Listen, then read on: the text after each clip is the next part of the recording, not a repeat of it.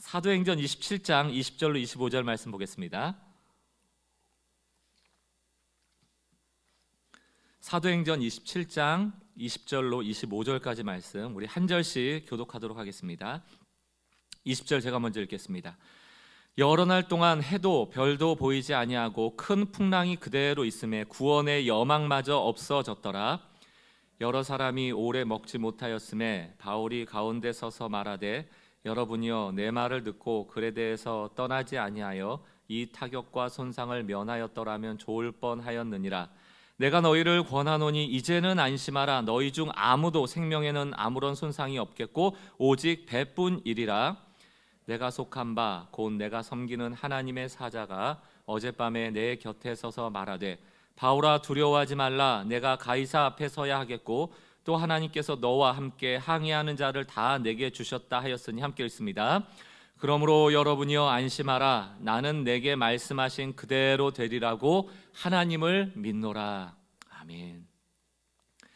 이제 2021년이 시작되고 벌써 한 달이 지나서 구정을 이제 앞두고 있는데요. 바뀐 게 많지는 않은 것 같아요. 여전히 코로나 위협 속에 있고 여전히 급변하는 변화 속에서 우리 살아가는 삶의 형태들이 많은 변화를 겪고 있고 적응해가는 과정 속에 있다고 생각합니다. 하나님의 은혜가 더없이 필요할 때인데 오늘 말씀을 통해서 여러분 특별한 은혜가 우리 가운데 부어지는 그런 시간 되기를 먼저 축원합니다.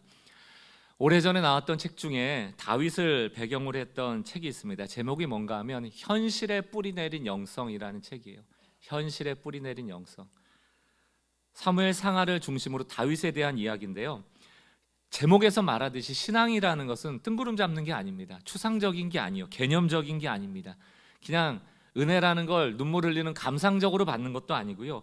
이 땅에 발을 딛고 살아감에 있어서 매우 구체적인 것이어야 함에 대한 이야기를 적고 있어요.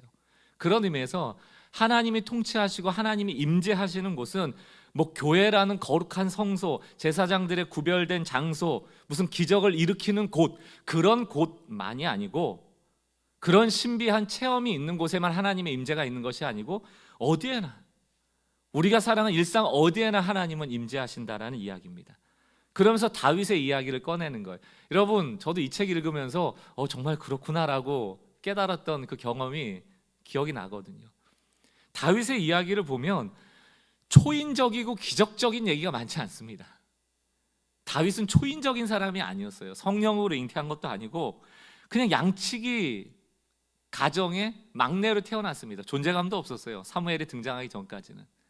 성경은 그를 도드라지게 드러내지도 않습니다. 골리앗을 쓰러뜨릴 때도 기도해서 쓰러뜨린 것이 아니에요.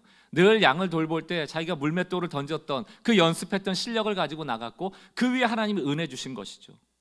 하나님의 은혜가 없었다는 말이 아니에요. 그러나 무슨 기적이나 신비한 체험을 통해서 사무엘 상하가 적혀 있지는 않다. 신앙은 무슨 기적을 체험하는 일만이 아니다. 그리고 내가 독특해지는 게 아니다. 굉장히 이게 중요해요. 어떤 목사님이 이 책에 대한 서평을 적으셨는데 참 의미가 있더라고요. 제가 한번 읽어볼게요. 요즘 신앙이 기업화됐대요. 상업화됐대요. 그리고 무슨 영성이라는 것을 환각 상태를 유지하는 것처럼 오해하는 사람들이 많다는 겁니다. 그리고 신앙에 무슨 등급이 있는 것처럼 여겨서 그 영성을 신격화한 나머지 높은 영성을 가진 사람이 밑바닥에 있는 영성을 가르치는 그런 일들이 교회 안에서 일어나고 있다는 거예요. 그런 게 없다는 겁니다. 하나님께서는 성도들이 신이 되길 원하지 않아요. 특별한 존재가 되길 원하는 것이 아니고 하나님이 창조하셨던 첫 번째 인간됨의 모습, 인간의 본연의 모습을 찾아서 그대로 살아가길 원하신다는 것입니다. 근데 교회 안에는 너무 이게 지금 계급이 많이 돼버렸어요. 영성이라는 이름으로. 근데 영성 있다 하는 사람들 중에 오히려 실수 많이 하잖아요. 상식이 어긋나는 일들을 많이 하고 인격적으로 말하지 않고 굉장히 공격적이고 무례한 사람들이 얼마나 많습니까? 요즘 TV든 어디 유튜브든 책이든 인문학에 대한 얘기가 굉장히 많습니다. 최근에 제가 한 TV를 통해서 봤던 그 인문학 강의가 뭐냐면 정의란 무엇인가를 썼던 그 하버드대 철학과 교수죠 마이클 샌들의 강의를 우연히 보게 됐어요. 여러분들 한번 찾아서 보시기 바랍니다. 최근에 공정하다는 착각이라는 책을 썼습니다. 공정하다는 착각. 그 책 안에는 능력주의에 대해서 비판하거든요. 능력주의가 뭔가, 내가 열심히 해서 이마만큼의 보상을 받는 것은 당연하다, 공정하다라고 여기는 거예요. 여기서 아마 여러분 투표해 보면 대부분 동의하실 거예요. 내가 이만큼 보상받고 내가 이만큼 먹고 사는 거 내가 열심히 했기 때문이야. 그래서 열심히 하면 이만큼 살 수 있어. 이게 능력주의거든요. 여기에 대해서 대부분 동의할 거예요. 여러분들이 지금 받고 있는 월급, 보상, 그것이 내가 열심히 한 대가라고 다 생각하실 것입니다. 근데 마이클 샌들은 거기에 대해서 질문을 다는 거예요. 과연 이 땅을 지금 지배하고 있는 능력주의, 그게 공정한가? 제목에서 보듯이 착각이라는 거죠. 그러면서 그분이 그 강의에서 예를 든 게, 지금 미국에서 굉장히 유명한 농구 선수인가 봐요. 제가 농구를 잘 모르기 때문에 르브론 제임스의 얘기를 하면서 그분이 연봉을 뭐 몇백억을 받더라고요. 그러면서 제가 농구 선수들 찾아봤더니 미국 NBA에서는 막 400억씩 그 연봉을 받아요. 그럼 그 선수들은 그럴 거 아닙니까? 내가 그만큼 노력해서 최고의 농구 선수가 됐다고.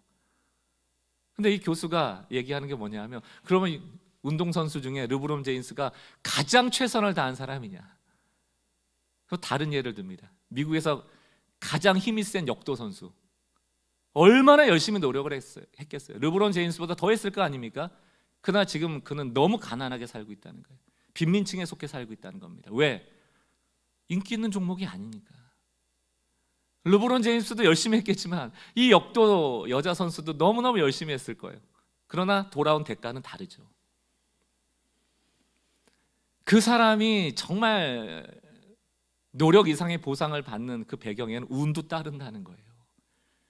시대의 분위기도 있다는 거예요. 그 르브론 제임스가 고대에 태어났으면 농구도 없는 시대에 뭐 하고 살았겠는가? 노예였을지도 모른다. 뭐 이런 이제 얘기도 하고요. 문제는 무엇인가 하면, 능력주의 좋죠. 우리 열심히 살아야 되죠. 열심히 안 사는 사람, 게으른 사람이 나오면 안 되죠. 그러나 자기 성공에 취해서, 능력주의에 취해서 오만한 사람들이 나오기 시작하더라는 거예요. 나는 노력해서 이만큼 벌었지만 너가 그만큼 못 사는 이유는 너가 노력 안 해서 그래. 갑질이 나오기 시작하고요. 반대로 지금 성공하지 못하거나 좀 어렵게 사는 사람들은 절망해 버리는 거예요. 내가 잘못해서, 내가 노력을 안 해서, 내가 못나서. 자살률이 급증하고 있잖아요. 능력주의가 공정하다라고 믿는 사회 속에서는 자살률이 급증할 수밖에 없어요. 왜 마이클 샌들이 이런 강연을 하는가? 그 핵심에는 인간의 존엄성이 있습니다. 인간은 능력 여부에 국한되지 않고, 얼마를 버는가 보상에 국한되지 않고, 누구나 존엄하다. 존엄하다. 여러분, 카지노를 운영하면서 돈을 많이 벌 수 있죠. 그러나 그 돈이 아이들을 교육하는 대로 환원되지 않는다면 우리 이 땅에서는 카지노가 가장 좋은 것이 되어버릴 겁니다. 교육받고 자라는 아이들은 모두 카지노를 운영해서 돈 벌 생각만 할 거예요. 왜? 교육의 가치가 떨어져 버렸으니까. 우리가 돈을 버는 게 중요한 게 아니고 그 돈이 어디로 흘러가는가가 너무너무 중요하다는 것이죠. 내가 성공된 삶을 살아가는 것보다 더 중요한 것은 내가 성공함으로 누구에게 유익을 끼치고 있는가가 더 중요하다는 거예요. 그렇지 않으면 이 세상에서는 카지노를 운영해서 돈을 버는 것이 가장 귀한 가치가 되어버릴 겁니다. 인간됨의 가치는 사라져버리고 말이죠. 목사니까 저는 이 강의를 들을 때 교회에 적용을 해봐요. 교회는 어떠한가? 제가 교회 보면서도 다 그렇지는 않습니다. 이것을 보편화해서 말씀드리는 건 아니야. 일예입니다. 제자 훈련하는 분들 이렇게 보면요, 1년 동안 혹은 2년 동안 그 시간을 헌신해야 되거든요. 그럼 대부분 제자 훈련에 들어올 수 있는 사람은 어떤 사람일까요? 안정된 직장이 있고요, 그래도 하루는 시간을 빼서 공부하고요, 1시간, 2시간씩 시간을 내서 성경을 보고요, 집안에 그런 좀 갖춰진 공간이 있어서 거기서 뭔가 예배하고 뭔가 생활할 수 있는 곳이 확보된 사람들이 할 수 있는 거예요. 24시간 편의점을 운영하고 밤새 시장을 나가서 물건을 떼어다 팔아야 되는 분들이 2년 동안 시간을 내서 제자 훈련할 수 있습니까? 그렇게 할 때 성도들은 박수치면서 그걸 헌신이라고 얘기하죠. 과연 그게 헌신입니까? 저는 교회 안에 차별을 너무 많이 봤어요. 여러분, 우리가 신앙생활을 만약에 여러분들이 장로, 권사 혹은 목회자 혹은 지금 동안 편안하게 신앙생활을 했다면 그건 여러분의 능력이 아닙니다. 물론 하나님의 은혜가 첫 번째지만 그만한 환경이 우리에게 주어졌기 때문에 가능한 일이었을지도 몰라요. 여러분들이 단칸방에 살았더라면 지금 신앙생활을 할 수 있었을까요? 여러분들이 몇 천만 원의 빚이 지금 있더라면 신앙생활 제대로 할 수 있었을까요? 여러분들이 그 상황에서 제자훈련을 한다고 헌신할 수 있었을까요? 저라면 못했을 것 같아요. 우리가 교회 안에서 하나님이 인간을 보는 존엄성에 대한 이야기들은 다 사라져버리고 구원받은 평등함은 다 사라져버리고 이 교회 안에도 능력주의가 들어와서 차별과 계급이 생기고 있다? 그것은 큰 문제죠. 이런 맥락에서 신앙은 인간다움의 회복이다. 인간을 존엄하게 보는 것이다. 내 옆에 있는 아내를, 남편을, 성도를 동일한 존엄의 대상으로 보는 것이 하나님이 그렇게 보듯이, 그리고 그 존엄성을 잃은 사람들을 살리는 것, 그 존엄을 일으켜주는 것, 그것이 신앙인들이 마땅히 해야 될 일이라고 저는 믿습니다. 최근에 영국, 특별히 성공회를 중심으로 일어나고 있는 교회 본질 회복 운동이 있습니다. 그것을 Fresh Expression, 영어로는 이렇게 얘기하고요, 한국어로 표현하자면 교회의 새로운 표현, 이런 뜻입니다. 교회의 새로운 표현. 여러분, 교회의 새로운 표현, 그 주제가 무엇인가 하면 이런 거예요. 사람들이 교회를 찾지 않는 시대 속에서 삶의 현장에서 교회를 새롭게 표현하는 것. 여러분, 교회의 새로운 표현이라는 게 교회가 어떻게 할 것인가에 대한 이렇게 해석이 아니고 교회를 새롭게 표현해야 된다는 거예요. 교회라는 이름이 이미 죽어버려 있기 때문에, 교회라는 이름을 쓰는 순간 많은 사람들이 이미 부정적 이미지를 갖고 있기 때문에 교회를 새롭게 표현해야 된다는 얘기입니다. 교회 말고 뭔가 다른 이름이 없나? 예수를 따르는 제자들의 무리, 예수의 제자가 모인 공동체, 이런 식으로 교회를 새롭게 표현해야 된다. 사람들이 교회를 이제 찾지 않아요. 전도하는 일이 세상 어렵습니다.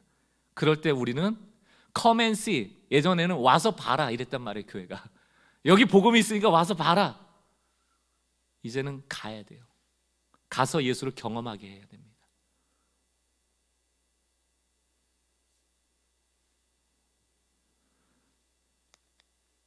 사람 살리는 일을 위하여 이젠 성도가 밖으로 나가는 것, 그게 곧 교회가 된 세상을 여러분들 지금 빨리 인식하셔야 돼요. 생각의 전환을 바꾸지 않으면, 교회가 새롭게 되지 않으면, 교회가 새로운 표현을 발견해내지 못하면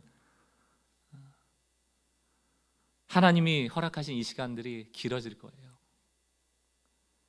정말 말도 꺼내기 싫은 얘기지만 그냥 양해하고 들으세요. 며칠 전에 어떤 대형 교회가 어떤 카드를 나눠주겠다고 해서 신문에서 발칵 뒤집혔습니다. 그러니까 이런 얘기 드리는 게 모르는 사람한테 괜한 문제를 알려드리는 것 같아서 좀 두렵기도 합니다만, 안티바이러스 카드, 그냥 종이 카드예요. 명함같이 생긴. 그게 뭐냐면 그 카드를 한 장씩 갖고 있으면 코로나에 안 걸린다는 겁니다. 웃어주셔서 감사합니다. 저도 그 기사 보고 웃기더라고요. 한 대학 교수가 발명했대요. 이 카드를 들고 있던 사람 중에 코로나가 걸린 사람이 없었답니다. 그래서 우리 성도들에게 다 나눠주고 가족 수대로 다 가져가시라고. 근데 교회에서 아멘! 난리가 났어요. 박수치고.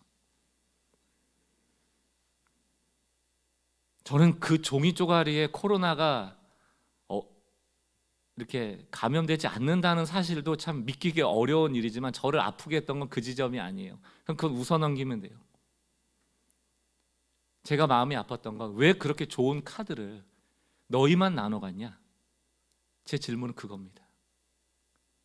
질병관리본부에 가져가고 WHO에 보내서 좀 더 수많은 사람을 살리면 좋잖아요. 교회 안에 우리 성도 나눠주는 거예요. 너희는 코로나 걸리지 마. 너희만 걸리지 마. 너희만 걸리지 마. 저는 그게 지금 한국 교회 수준이라고 생각합니다. 지금은 여러분, 교회를 어떻게 새로운 표현 방식으로 세상을 향하여 보여줄 것인가, 여기에 우리 모든 성도가 관심 갖지 않으면 복음이 전파되기 참 어려운 시대예요. 하나님 나라의 소망과 기대는 어디에 있는가? 저는 교회가 얼마나 크고 유명한 목사가 있는가가 아니고 이제는 이 시대는 바로 여러분이요. 각각 성도입니다. 저도 성도니까 저를 포함해서 일상을 살아가는 여러분들이 하나님의 마지막 남은 보루다. 여러분이 삶의 일상에서 어떻게 교회를 새로운 표현 방식으로 표현해내는가가 결국 예수를 전하는 길이다.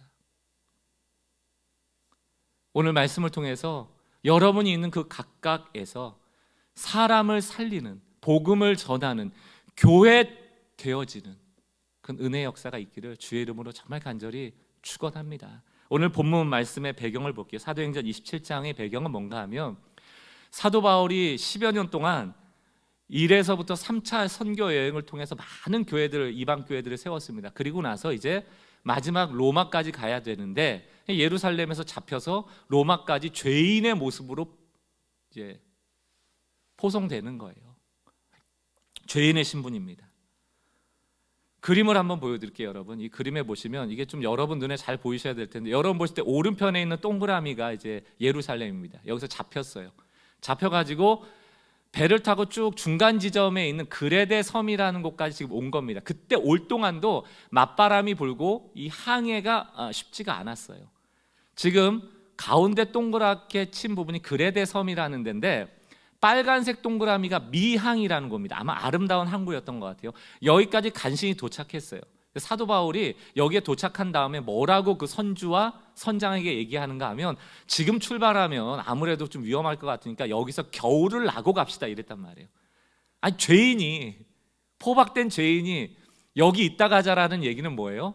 나는 로마까지 가기 싫어, 나 늦게 가고 싶어, 이렇게 질질질 시간을 끌자는 소리처럼 들리니까 선주하고 거기 있는 백부장 또 선장이 반대를 합니다. 그리고 이 미항보다는 한 3-4시간만 가면 그 초록색에 있는 베닉스라는 곳이 더 겨울 나기는 좋다, 조금만 더 가서 거기서 그러면 겨울을 나자, 이렇게 해서 3-4시간 가는 운행을 시작한 거예요.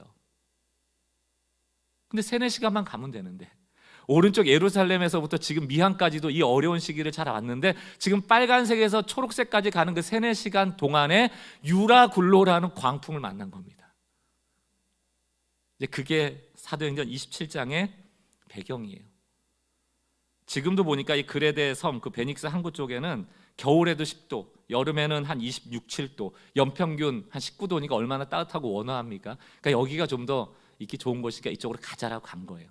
마침 사도행전 27장 13절을 보니까 남풍이 순하게 불매, 그 빨간색에서 초록색, 미항에서 베닉스까지 딱 출발하는데 어때요? 바람이 잔잔한 거예요. 그러니까 바울한테 막 뭐라 그랬겠죠. 야, 봐라, 아무 문제도 없는데 너 왜 그랬어? 얼른 가자 하고 가는데 남풍이 순하게 불매 그들이 뜻을 이룬 줄 알고 닻을 감아 그레데 해변을 끼고 항해하더니 14절, 예상치 못한 일이 벌어집니다. 얼마 안 돼요. 섬 가운데로부터 유라굴로라는 광풍이 크게 일어나니 배가 밀려 바람을 맞추어 갈 수 없어 가는 대로 두고 쫓겨가다가, 가는 대로 두고 쫓겨가다가 뭡니까? 아무것도 할 수 있는 게 없어서 그냥 가만히 있는 거예요. 배가 바람에 실려가는 거죠. 유라굴로라는 거는 우리 인생 같은 겁니다. 남풍이 순하게 불다가도 우리가 예상하지 못한, 우리가 감당할 수 없는 상황들이 늘 발생하죠. 18절 좀 더 보겠습니다. 우리가 풍랑으로 심히 애쓰다가 이튿날 사공들이 짐을 바다에 풀어버리고 사흘째 되는 날 배의 기구를 그들의 손으로 내어버리니라. 20절 보세요. 여러 날 동안 해도 별도 보이지 아니하고 큰 풍랑이 그대로 있으며, 풍랑이 웬만하면 하루 이틀이면 없어진다 그러더라고요. 그런데 이게 며칠 동안, 무려 14일 동안 없어지지 않습니다. 그랬더니만 큰 풍랑이 그대로 있음에 거기 탄 모든 사람들이 구원의 여망, 소망, 기대가 사라져버린, 이제 죽었구나, 끝. 하루 이틀은 견디죠. 사흘 나흘은 견디죠. 일주일, 2주가 되면 그 풍랑을 어떻게 견디겠습니까? 사랑하는 성도 여러분, 지금 이 배가요, 작은 배가 아니에요. 화물선 같은 배입니다. 276명이 타 있어요. 지금 276명이 죽게 생긴 겁니다. 과연 누가 276명이 배에 타고 있는 채로 광풍에 죽을 이 위기에서 이들을 구원할 것인가? 그 얘기가 오늘 본문의 얘기입니다. 누가 구원해낼 것인가? 유라굴로와 같은 광풍이 요즘 우리가 사는 시대 속에서도 늘 존재하죠. 내게 닥쳐오거나 혹은 우리 주변에 닥쳐오는 일들을 많이 봅니다. 바로 그 위기의 순간에 누가 빛나야 하는가? 믿음의 사람이 빛나야 한다. 아니, 믿음의 사람이 스스로 빛을 내는 것이 아니고 그런 위기 속에서 하나님은 믿음의 사람을 세우세요. 그리고 그를 통하여 일하시고 그를 통하여 구원을 이루어 가시는 것이죠. 그 인물이 이제 사도 바울이에요. 바울은 지금 죄수의 신분으로 로마까지 끌려가는 죄인인데 그 죄인이 275명의 생명을 구원하는 그 배 안의 리더가 되는 겁니다. 사실 배 안에 있는 사람이 사도 바울하고 친합니까? 뭐 죽고 못 사는 사이예요? 아니잖아요. 백부장이라고 하는 사람과 군인들은 지금 사도 바울을 끌고 가는 사람이고 선장 선주랑 뭐 처음 봤을 거고 그 안에 있는 275명 사도 바울하고 아무 관계도 없는 사람이에요. 지금 살려나 봐야 나중 가서 무슨 나에게 빚을 갚을 것도 아니고 나한테 무슨 혜택을 줄 사람도 아니에요. 그냥 스쳐 지나가는 사람이에요. 배 안에서 만난 사람들이에요. 그러나 하나님은 바로 그 스쳐 지나가는 275명에게 관심이 있으시다. 나는 관심이 없는데, 나는 스쳐 지나가면 그만인데, 나를 미워하는 사람 안 보면 그만인데, 그냥 욕해주고 안 보면 그만인데 하나님이 그 사람한테 관심이 있으시다. 예수님은 바로 이 사람들을 살리려고 십자가를 지셨다. 나만 살리는 게 아니고 내 원수도 살리시려고 예수님은 십자가 지셨다. 우리는 사람을 볼 때 내 감정에 따라 봐요. 신앙이 성숙하게 됐다는 건 무엇입니까?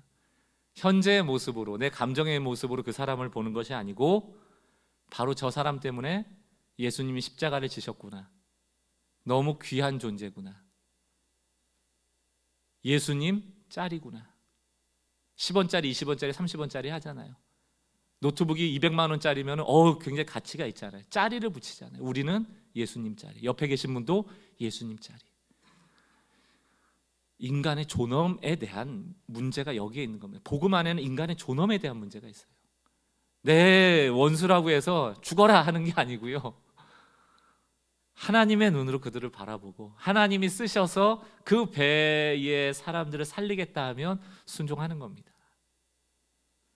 사도 바울을 하나님이 세우세요. 그리고 사도행전 27장 25절, 죄인이 이런 얘기를 하는 거예요. 지금 죄인이, 그러므로 여러분이 안심하라, 나는 내게 말씀하신 그대로 되리라고 하나님을 믿노라, 이렇게 돼 있잖아요. 이게 결론이거든요. 그럼 도대체 그러므로 사도 바울이 이렇게 자신 있게 살 거라고 확신을 가지고 이야기할 수 있는 그 근거가 바로 23절 24절에 나옵니다. 뭐라고 되어 있습니까? 내가 속한 바 내가 섬기는 하나님의 사자가 어젯밤에 내 곁에 서서 말하되. 여러분, 이 말씀이 너무너무 중요한 게 유라굴로 광풍이 지금 있는 거예요. 몸이 흔들흔들대면서 광풍은 멈추지 않고 있는 거예요. 여러분들이 이 23절을 통해서 깨달을 수 있는 거, 하나님은 유라굴로 광풍에도 계신다. 유라굴로 광풍이 하나님의 임재를 방해할 수 없다. 하나님은 나타나신다. 여러분, 인생에 지금 유라굴로 같은 광풍이 있을 수 있죠. 그때마다 우리가 믿음을 놓쳐요. 어떤 믿음입니까? 하나님 안 계셔. 하나님 계시다면 이럴 수 없지. 아니에요. 유라굴로 광풍에도 하나님은 계시다. 24절 말씀 보세요. 바울아, 두려워하지 말라. 내가 가이사 앞에 서야 하겠고 또 하나님께서 너와 항의하는 자를 다 내게 주셨다 하였다. 여러분, 이렇게 하나님이 나타나셔 말씀하시니까 사도 바울이 안심하라라고 하는 거죠. 왜? 사도 바울은 23절 24절을 믿으니까 하나님이 세우시는 거예요. 오늘 이 23절 24절을 통해서 세 가지 간단하게 메시지만 전할게요. 첫 번째, 앞서 말씀드린 것처럼 뭡니까? 유라굴로 속에도 하나님 계신다. 우리 일을 다 아신다. 우리 상황을 다 보신다. 물 가운데 지날 때, 불 가운데 지날 때 그 물과 불을 안 만나게 하셨더라면 더 좋았겠지만, 더 좋은 건 아닙니다. 하나님의 뜻 가운데 우리가 물 안에 불 안에 있다면 그 물과 불 안에 하나님 함께 하신다. 이걸 믿는 것이 믿음이죠. 하나님은 때로 고난 속에 우리를 넣을 때가 있어요. 이유 없는 고난은 없습니다. 고통받는 것이 하나님의 본심이 아니에요. 우리를 성장시키시고 우리가 이전에 보지 못했던 그 시야를 넓혀주시기 위하여 때로 하나님은 유라굴로를 주신다. 그러나 그 유라굴로 속에도 하나님은 계시고 유라굴로 속에도 하나님 말씀하신다. 그러므로 위기 가운데 있는 성도님도 기도하십시오. 기도 가운데 하나님의 나타나심을 경험하시고 기도 속에서 하나님을 만나게 되는 은혜가 있기를 주의 이름으로 축원합니다. 두 번째는 사명이 두려움을 이긴다는 거예요. 사명이 두려움을 이긴다. 역으로 얘기해 볼까요? 우리가 살아가면서 왜 두려워하는가? 그 이유는 우리의 삶의 방향을 놓쳤기 때문입니다. 왜 사는지 우리가 그 방향성을 놓쳐버리면 두려움이 온다는 거예요. 제가 그 대학교 시절에 예수를 만나고 제 대학 시절 제 신앙에 대한 최고의 찬사가 뭐였냐면 제 친구가 저에 대해서 했던 얘기예요. 제 친구는 장남이었는데 그 대학생인데 뭐 장남이라고 그렇게까지 부담 가질 게 있나 싶은데 부담을 엄청 가지고 살았어요. 부모님에 대한 기대가 컸는지 시험 시간마다 시험 잘 봐야 된다. 내가 잘 될 수 있을까? 취업은 잘 될까? 내가 이곳에서 학점을 잘 딸 수 있을까? 그냥 눈만 뜨면 근심 걱정이에요. 그래서 제가 걱정하지 마라. 괜찮아. 다 잘 될 거야. 이때마다 이렇게 제가 격려하면 그 친구가 저한테 이런 얘기를 했어요. 너 하나님 있잖아. 너는 하늘이 있잖아. 저를 통해서 하나님이 계시다라는 걸 봤구나. 지금도 살아가면서 순간순간 마음 졸일 때가 당연히 있죠. 감당할 수 없는 시험이 오지 않기를 간절히 바라죠. 그러나 큰 방향에서 저는 하나님이 제 인생을 책임진다라는 믿음이 있습니다.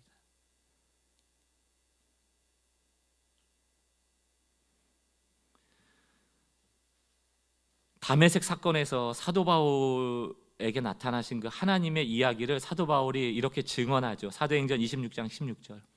일어나 너의 발로 서라. 내가 내게 나타난 것은 곧 내가 나를 본 일과 장차 내가 내게 나타날 일로 너로 종과 증인을 삼으려 함이니. 이렇게 되어 있거든요. 다메섹에서 하나님이 소명을 주셨거든요. 뭐라고요? 너는 이방인의 사도가 돼야 돼. 넌 나의 종이야. 너는 나의 증인이야. 사도 바울은 지금 사도행전 27장까지 그 증인과 종의 소명을 놓치지 않기 때문에 내가 로마에 가서 가이사 앞에 서서 복음을 전하는 그때까지 하나님은 나를 살리실 것이다. 그것을 믿는 것이죠. 내가 이 유라굴로 광풍을 극복할 거다 아니다의 문제 이전에 나에겐 사명이 있으므로 나는 로마까지 갈 수밖에 없는 존재라는 믿음, 이것이 그 두려움을 이기게 하더라는 것입니다. 종은 배가 어디로 가는지는 몰라요. 이 종이라는 단어가 어떤 단어냐면 그 당시로 보면 여러분 예전에 영화에 보면 배 밑에 노예들이 계속 노젓고 있는 거 보셨죠? 이렇게 묶여져서. 그게 종이에요. 여러분 노저을 때 어디로 가는지 알아요? 몰라요. 그 배가 어디로 가는지는 하나님이 조정하시는 것이고요. 그럼 우린 젖는 거죠. 그러나 하나님이 원하시는 목적지까지 내가 가야 됨에 대해서 알기에 열심히 젖는 거죠. 이게 종이거든요. 언제 쉴 수 있습니까? 도착하면. 그래서 저는 장례식 때마다 사랑하는 부모님을 또 지인들을 떠나보내면서 왜 우리는 살아있는가? 우리는 아직 할 일이 있기 때문에 살아있는 거죠. 우리에게는 아직 사명이 있기 때문에 살아가는 것이죠. 우리의 신앙의 목적이 바로 하나님이 나를 부르신 그 이유를 깨닫고 살아가는 것이라고 한다면 우리 삶 속에서 하루하루 살아갈 때마다 오늘을 나는 어떻게 살아야 될 것인가, 나는 어떤 존재로 살아야 될 것인가 고민하는 것은 마땅한 일이라 생각이 들고요. 그것을 위해서 말씀을 펴보지 않을 수 없죠. 그 말씀이 우리의 등대이고 말씀이 우리의 앞에 비춰주는 빛이니까요. 소명이 두려움을 이긴다는 것을 기억하시고 여러분의 삶의 목적, 이유들을 날마다 눈 뜨면 발견하고 시작하시는 여러분 되시기 바라요. 세 번째는 성도들은요, 사람들을 안심시키는 존재예요. 유라굴로라는 똑같은 광풍이 있지만 사도 바울은 믿음 있는 사람으로 세워지고요. 나머지 275명은 다 두려움에 떨고 있거든요. 그때 하나님의 사람이 해야 될 일은 무엇인가? 그 275명을 안심시키는 것이죠. 이 불안한 시대에 저 사람은 왜 평안한가에 대한 답을 줄 수 있는 삶이길 바랍니다. 누군가 여러분에게 여기 코로나 시대 속에 당신 지금 힘들어하고 있을 수밖에 없는데 어떻게 그렇게 웃을 수가 있어? 라고 할 때 나에겐 예수가 있어, 나에게는 세상이 줄 수 없는 평안이 있어 라고 담대하게 얘기할 수 있다면, 그리고 이 예수가 난 너에게도 함께 할 수 있기를 바래. 예수님만이 세상에 줄 수 없는 평안을 주실 수 있는 분이라고 소개할 수 있다면 그것이야말로 성도들이 이 땅을 살아가는 이유라고 저는 믿습니다. 앞서 영국 성경회에서 얘기했던 사람들이 교회를 찾지 않는 시대 속에서 삶의 현장으로 나가서 교회를 새롭게 표현하라는 이 외침, 그것이 오늘 예배한 우리 성도들의 외침이 되기를 주의 이름으로 축원합니다. 그들은 275명, 또 여러분들이 만나는 세상의 사람, 예수 모르는 사람, 믿지 않는 사람, 그 사람들은 하나님이 함께 하심에 대해서 모르죠. 그러나 우리는 압니다. 하나님이 우리와 유라굴로 속에서도 함께 한다는 것을. 그들은 삶의 가치와 방향과 소망을 놓치고 살아가고 있을지 몰라요. 그래서 늘 근심하고 불안해할지 모릅니다. 그러나 우리는 인간을 존엄하게 하고 사람을 살리는 일에 우리가 쓰여져야 된다는 삶의 목적을 알아요. 그렇다면 우리가 그들을 살리는 일에 최선을 다해야 된다고 생각합니다. 요즘 시대에 능력주의가 공정하다라고 여기고 있는 이 시대의 풍조 속에서 나만 성공하고 나만 돈이 많고 나만 잘 산다고 해서 결코 행복해질 수 없다. 여러분, 좀 극단적인 얘기지만 물질이 양극화돼 버리고요, 차별이 양극화되고요, 분열이 생기고 갈등이 생기면 나라가 어떻게 될까요? 역사가 알려주는 겁니다. 폭동이 나고 전쟁이 나는 거예요. 사람의 본능은, 사람의 인내는 대단하질 않아요. 극단적인 선택을 해야 될 때가 오면 그런 일들이 벌어지는 겁니다. 인간다움이 다 사라져 버리는 거죠. 누가 더 돈을 많이 가질 것인가를 가지고 싸우는 게 전쟁 아닙니까? 누가 더 많은 땅을 갖겠다고 전쟁하는 것이 지금 이 세계화의 모습 중에 하나 아닙니까? 여러분들이 이것을 기억했으면 좋겠어요. 한번 따라해 보았으면 좋겠습니다. 한번 따라해 봐도 되겠습니까? 예. 당신이 행복하지 않으면 결코 나는 행복해질 수 없습니다. 여러분, 이게 영적인 원리예요. 우리는 나만 행복해지면 상관없다고 생각하고, 내 주변이 괜찮으니까 괜찮다고 생각하고, 내가 성경 읽고 내가 신앙생활 잘하니까 잘하고 있다고 생각하지만 그것은 반쪽입니다. 지난주 설교가 신앙생활이라는 게 나의 내면을 가꾸는 일이다에 대한 설교였다면, 오늘 설교는 뭐냐면 내면이 그렇게 성령으로 충만해지고 하나님의 뜻에 따라 살기 원하는 삶이 됐다면 이제 그 내면의 성숙함을 가지고 내 주변을 가꿔야 돼요. 내 주변을 가꿔야 된다. 내 주변이 행복해지지 않으면 결코 행복해질 수 없어요. 우리 이거 너무 잘 알죠. 부부 생활하신 분들은 매일 경험하는 거 아닙니까? 아내랑 싸우면, 남편이랑 싸우면 행복해요? 자녀랑 관계에 문제가 생기면 행복합니까? 내가 아무리 성령 충만해지려고 하고 내가 10시간 기도를 해도 내 아내가 나를 미워해버리고 관계에 단절이 생겨버리면 그건 말짱꽝이에요. 내가 10시간 기도한 그 기도가 내 아내를, 내 자녀를 가꾸는 일로까지 나가지 않으면 우리는 결코 함께 더불어 행복해질 수 없다. 지금까지 신앙생활이 내 내면을 가꾸는 일에는 참 애를 많이 썼지만 내 주변을 가꾸는 일에는 너무 무지했다. 여러분, 무슨 글 쓰면 밑에 악플 다는 사람도 있잖아요. 무슨 말만 하면 비판하는 사람 있잖아요. 그 사람들은 결코 자존감이 높을 수 없습니다. 이게 정신과 의사 선생님이 하신 얘기예요. 비판하고 악플 달고 그는 자존감이 무너졌기 때문이에요. 사실은 내 내면을 좀 보시고요, 내 주변을 가꾸기 위해서는 그 자존감을 다시 회복하지 않으면 안 되거든요. 그 정신과 의사가 그 얘기도 하더라고요. 12분 행복법. 12분 행복법. 12분 동안 행복해질 수 있대요. 그게 뭔가 봤더니 12분 동안 남을 생각하면서 이렇게 축복하래요. 그게 기독교적 용어로 바꾸면 12분 동안 중보기도 하라는 얘기예요. 남을 축복하고 남 잘 되기를 계속 12분 동안 산책하면서 하면요, 자신이 행복해진답니다. 정신과 의사가 얘기한 거니까 통계학적으로 맞겠죠. 275명, 나랑 상관도 없는 사람인데 하나님이 나에게 살 거라고 얘기했으니까 나나 살자 이랬으면 이게 사도 바울이 아니죠. 함께 살자. 그러다 제가 한 책을 읽게 됐습니다. 우리 지금 협동 목사님으로 계신 김민정 목사님이 묵상집을 하나 쓰셨거든요. 몇 년, 1년 전인가. 쉬며 읽으며 쓰며. 그 책 안에 있는 내용이에요. 옥수수를 키우는 농부가 두 농부가 있었다는 거예요. 한 농부, 이 두 농부 모두에게는 최상급의 씨앗이 있었대요. 옥수수, 최상품의 옥수수를 자라게 할 수 있는 최상급 씨. 한 농부는 주변 사람들의 그 씨를 나눠줬다는 거예요. 또 한 농부는 그 씨앗을 자기만 뿌렸다는 거예요.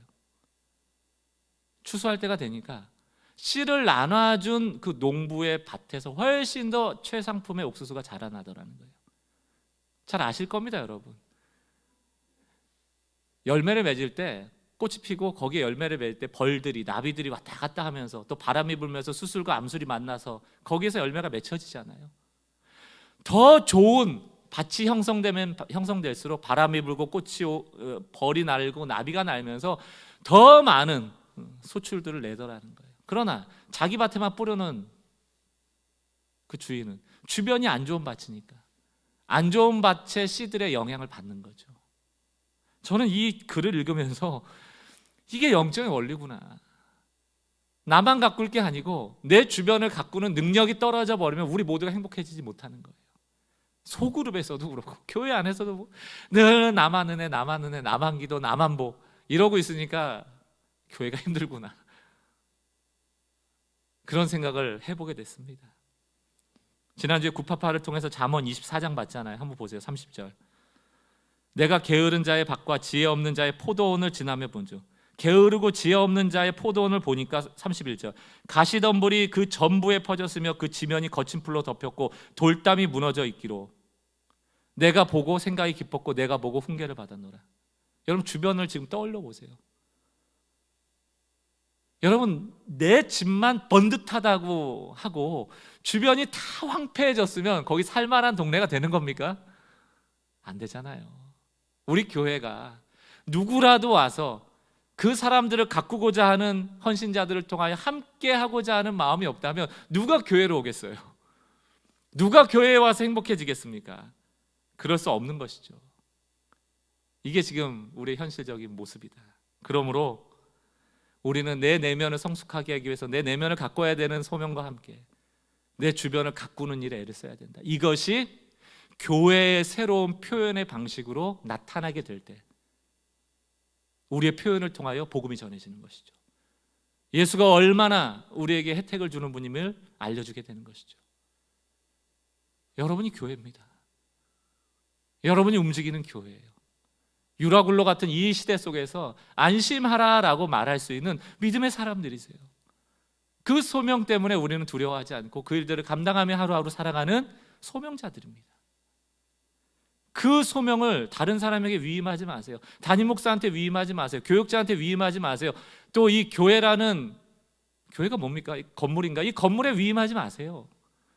여러분의 것입니다. 사도 바울은 이 유라굴로의 광풍을 뚫고 로마에 가서 2년 동안 감금이 됩니다. 감금되는 동안 우리 같으면 그 감옥에서 감금돼서 얼마나 불평이 많았겠어요. 나를 내보내줘야지 복음 전할 텐데 이렇게 갇혀있으니 어떻게 복음을 전합니까? 하나님 도대체 왜 나를 가둬놓으신 겁니까? 좀 내보내달라고요. 복음 전할 테니까 라고 불평하고 있는 게 아니고 그 2년 동안의 로마의 감금 생활 속에서 우리가 너무 잘 아는 에빌골몬, 에베소서, 빌립보서, 골로새서, 빌레몬서 4개의 서신서를 써서 그 세웠던 교회로 보내요. 그 4개의 서신서가 바로 로마 감옥에서 썼던 편지입니다. 사도 바울의 복음은 결코 감옥의 벽이 막지 못했다. 교회가 벽이 되어버린 이 시대 가운데 교회의 벽을 뚫고 좀 나가시기 바랍니다. 그리고 누군가 새신자가 오던 또 처음으로 예수를 믿는 사람이 초대받아 오던 그분들을 좀 가꾸어 주시는 분들 되세요. 나만 생각하지 말고. 저희 교회는 사실 이렇게 잔소리 들을 분들이 많지 않으십니다. 대부분 다 잘하고 계시는 분들이라. 그러나 달리는 말에 채찍질하는 거 아니겠습니까? 더 그런 일들을 교회 안에서뿐만이 아니고 세상 속에서도 감당해 주시기를 바라는 마음으로 오늘 말씀을 드립니다. 내가 전하는 새로운 표현으로 교회 또 예수를 소개할 때 그 영향력이 얼마나 될지 우리는 알 수 없죠. 그리고 어떤 열매를 맺을지 우리는 알 수 없습니다. 그러나 우리가 아는 것, 우리가 그렇게 세상 속에서 교회의 새로운 표현을 통하여 예수를 전하고 복음을 전하는 그 일을 하나님 기뻐하신다. 무엇보다도 사람의 존엄성을 세워주고 그를 존엄하게 여겨주고 그를 살리고자 하는 그 일을 하나님이 기뻐하신다. 여러분, 요즘 택배 또 이 위험 속에서도 노출돼서 일하시는 분들이 많이 계시잖아요. 미국에서는 지금 영웅페이 그래가지고 뭐 사무직 하는 사람들이야 다 이렇게 차폐된 곳에서 마스크 쓰고 일할 수 있지만 배달하시고 뭐 이 슈퍼마켓 같은 데서 캐셔하시고 이런 분들은 수많은 사람들이 노출돼 있잖아요. 그래서 일주일에 4달러인 거예요. 일주일에 4불인가 그걸로 영웅페이로 더 주자 뭐 이런 논의도 있었다. 이런 얘기도 하는데 저는 그것을 사업주가 주던 혹은 나라에서 보상을 하던 간에 그 돈의 액수가 중요한 게 아니고 그만큼 그들을 그냥 하층민의 사람으로 여기는 을의 존재로 여기는 것이 아니고 당신이 영웅입니다. 당신이 정말 이 시대에 참 애써주는 분입니다. 여러분 지금 배달을 해주지 않는다면, 지금 슈퍼마켓에 그 캐셔가 없다면, 여러분 지금 외부에서 코로나 위협을 감수하고 그 일들을 하는 의사들이 없다면 우리가 지금 이 자리에 있을 수 있습니까? 그게 인간에 대한 존엄에 대한 표현이잖아요. 배달 오시는 분들에게 반갑게 인사해 주시고요, 택배 직원들에게 마스크 하나라도 걸어놔 주시고요, 그런 거로부터 우리의 존엄이 자꾸 구현되는 것이죠.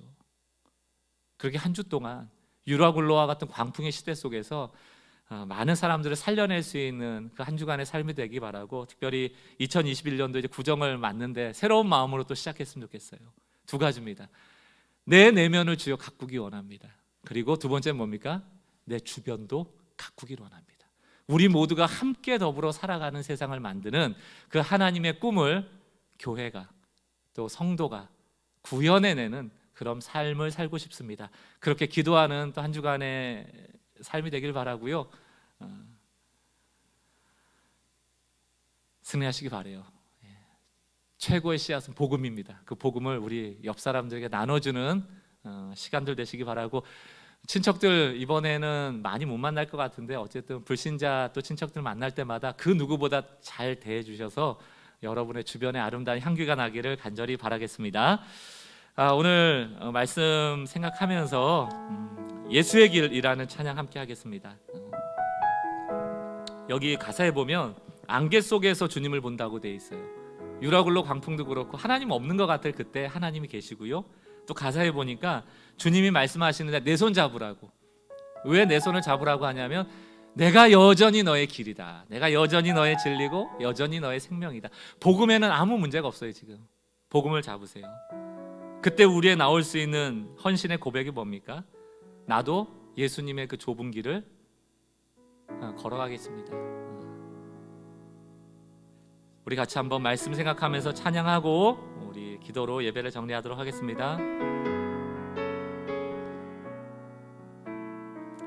안개 속에서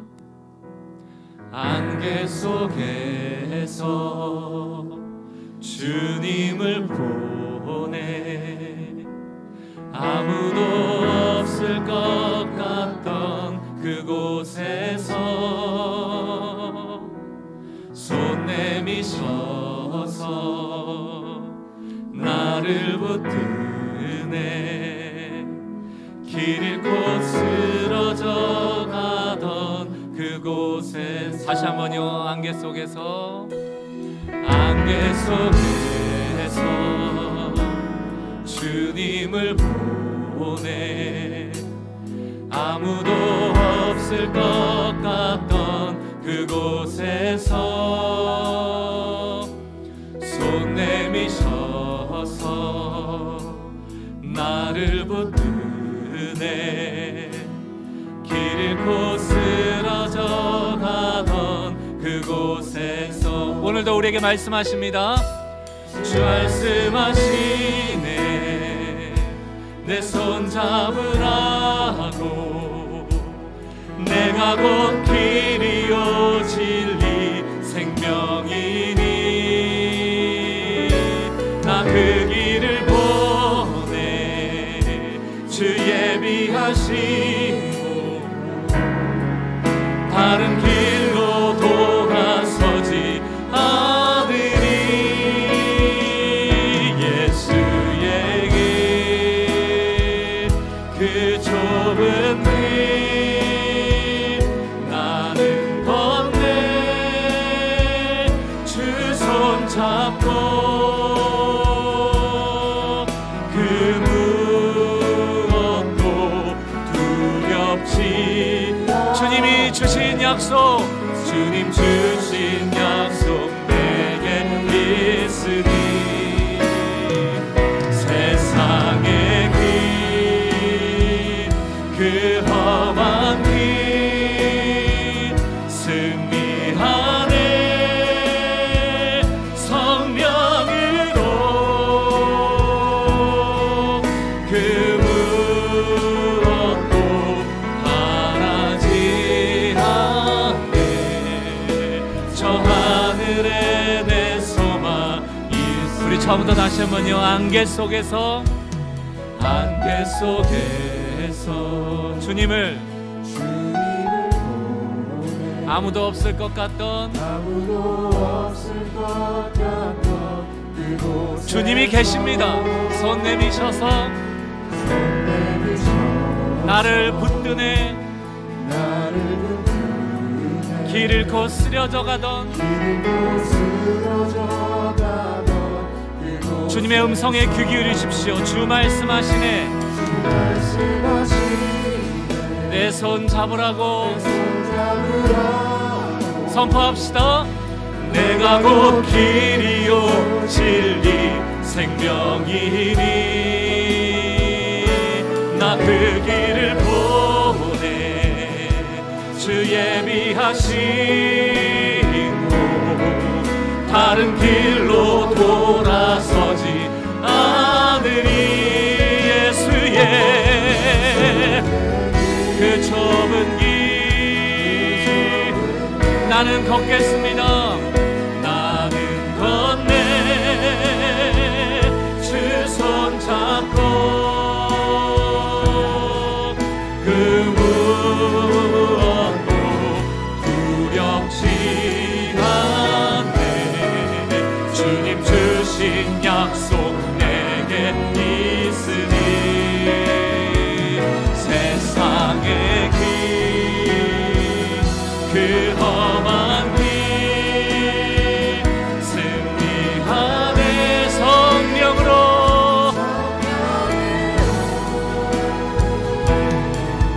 그 무엇도 바라지 않네 저 하늘에 오늘 말씀으로 기도하실 분들은 기도하시고 찬양 다시 합니다. 예수의 길 예수의 길 그 좁은 길 주님이 길이요 진리요 생명이 되시오니 주님의 손을 붙잡고 그 길 걸어가는 인생 되게 없소서.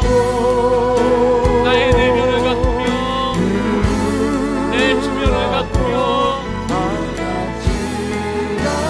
교회의 명예를 걸고 주 예수의 십자가의 명예를 걸고 그 길을 걸어가는 주의 성도 되게 없소서. 그 험한 길을 걸어갈 때에 주님 우리와 동행하여 주시고 성령 안에서 자유케 되게 하여 주옵소서.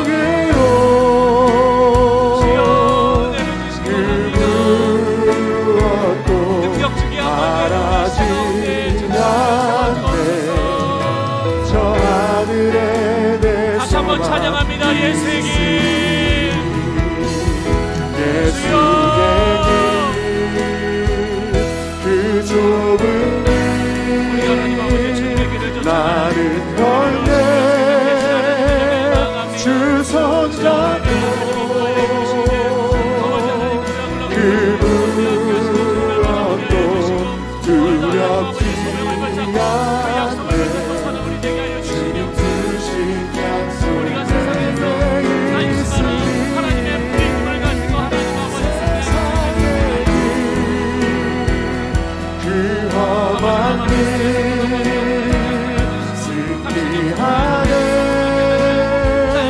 성령으로 그 무엇도 바라지 않네. 저 하늘에 내 소망 있으니. 오늘 피아노 반주를 들으면서 조용히 묵상함으로 오늘 말씀을 여러분의 것으로 좀 정리해 보세요. 유라굴로 광풍에도 하나님은 나타나세요. 소명이 있는 자는, 하나님의 약속을 붙잡는 자는, 말씀을 믿는 자는 하나님이 세워주십니다. 그리고 그를 통하여 사람을 살리는 일에 사용하시죠. 내가 교회입니다.